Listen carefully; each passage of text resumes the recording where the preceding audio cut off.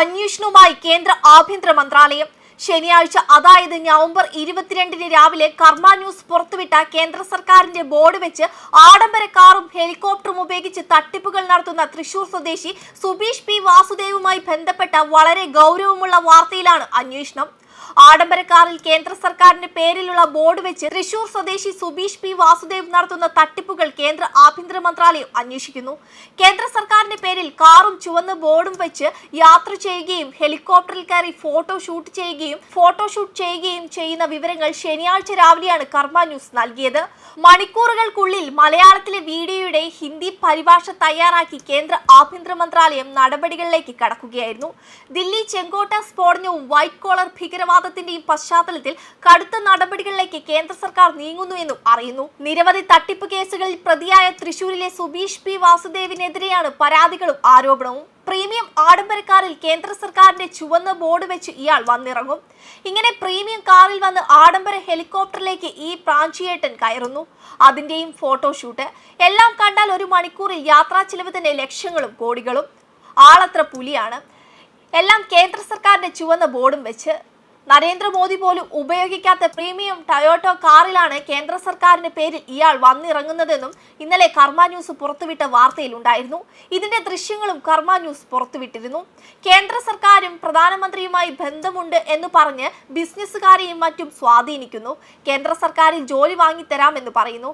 ED മുതൽ CBI വരെയുള്ള കേസുകൾ ഒതുക്കിത്തരാമെന്നും വ്യാജമായ വാഗ്ദാനങ്ങൾ നൽകി പലരെയും സമീപിക്കുന്നുവെന്നും ഗുരുതരമായ ആരോപണം ഉയരുന്നു. തൃശൂർ സ്വദേശിയായ സുബീഷ് പി വാസുദേവ് കേന്ദ്ര സർക്കാരിന്റെ ചുവന്ന പേരിലുള്ള ബോർഡുള്ള ആഡംബര കാറാണ് തട്ടിപ്പ് നടത്താൻ ഉപയോഗിക്കുന്നത്. ഇത്തരത്തിലൊരു ആഡംബര കാർ കേന്ദ്ര സർക്കാരിനില്ല. ഇത്തരത്തിൽ ഒരു ഒഫീഷ്യൽ പോസ്റ്റും കേന്ദ്ര സർക്കാർ പ്രഖ്യാപിച്ചിട്ടില്ല. വിലയേറിയ ആഡംബര കാറുകളിൽ കേന്ദ്ര സർക്കാരിന്റെ ഒരു ഒഫീഷ്യലും യാത്ര ചെയ്യാറുമില്ല. ഇങ്ങനെ ഇരിക്കെയാണ് തൃശൂർ സ്വദേശിയായ സുബീഷ് പി വാസുദേവ് പ്രീമിയം ആഡംബര കാറിലും ഹെലികോപ്റ്ററിലും കേന്ദ്ര സർക്കാരിന്റെ ചുവന്ന ബോർഡും വെച്ച് യാത്ര ചെയ്യുന്നത്. മാത്രമല്ല, ഈ കാറിൽ വന്നിറങ്ങിയ ശേഷം ഇയാൾ ഹെലികോപ്റ്ററിലേക്ക് കയറുന്നതും ഹെലികോപ്റ്ററിൽ ഉള്ള ഫോട്ടോഷൂട്ടും കാണാം. ഈ ഫോട്ടോഷൂട്ട് വീഡിയോകൾ കാണിച്ചാണ് ഇപ്പോൾ കേന്ദ്ര സർക്കാരിൽ പ്രധാനമന്ത്രിയുമായി നേരിട്ട് പിടിയുണ്ട് എന്ന് പറഞ്ഞ് പലരെയും സമീപിക്കുന്നതെന്നും ആരോപണം ഉയരുന്നു.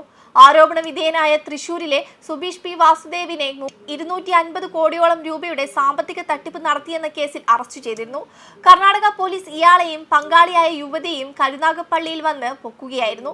തുടർന്ന് ഏറെക്കാലം ബാംഗ്ലൂർ ജയിലിൽ കിടന്നു. ഇയാളുടെ ഒപ്പം പങ്കാളിയായിരുന്ന ശില്പ എന്ന യുവതിയുമായിരുന്നു അന്ന് അറസ്റ്റിലായത്.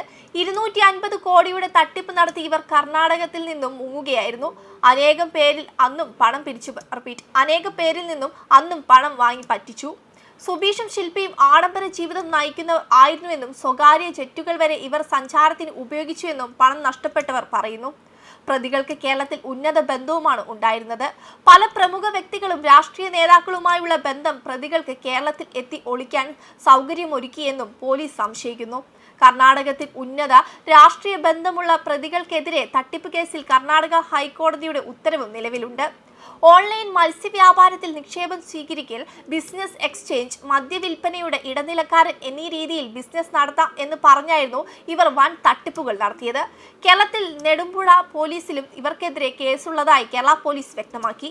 36/2021 ക്രൈം നമ്പറായി നെടുമ്പുഴ പോലീസ് ഒരു കേസ് രജിസ്റ്റർ ചെയ്തിട്ടുണ്ട്. IPC 406, 402 വകുപ്പുകളാണ് ഈ കേസിൽ പ്രതികൾക്കെതിരെ ചുമത്തിയിരിക്കുന്നത്. അനിൽകുമാർ ശ്രീധരൻ നൽകിയ ഈ പരാതിയിൽ ദമ്പതിമാരായ പ്രതികൾ ചേർന്ന് മദ്യ ബിസിനസ് നടത്താം എന്ന പേരിൽ 9 ലക്ഷത്തിലധികം രൂപ തട്ടിച്ചതായി FIRൽ പറയുന്നു. തൃശൂർ ശക്തൻ നഗറിൽ പ്രവർത്തിക്കുന്ന മാക്വൈൻ എന്ന സ്ഥാപനത്തിന് വിദേശ മദ്യം കർണാടകത്തിൽ നിന്നും ഇറക്കുമതി ചെയ്തു തരാമെന്നും പറഞ്ഞ് 9.78 ലക്ഷം രൂപ നേരിട്ടും പ്രതികളുടെ ബാങ്ക് അക്കൗണ്ട് വഴി വാങ്ങിയെന്നാണ് പറയുന്നത്. വിദേശ മദ്യം ഇറക്കുമതി ചെയ്ത് തരാമെന്നും അതിന്റെ രേഖകളും സർട്ടിഫിക്കറ്റും തരാമെന്നും പറഞ്ഞ് പ്രതികൾ പറ്റിച്ചു. ഈ കേസിലും ഇവർ പ്രതികളാണ്.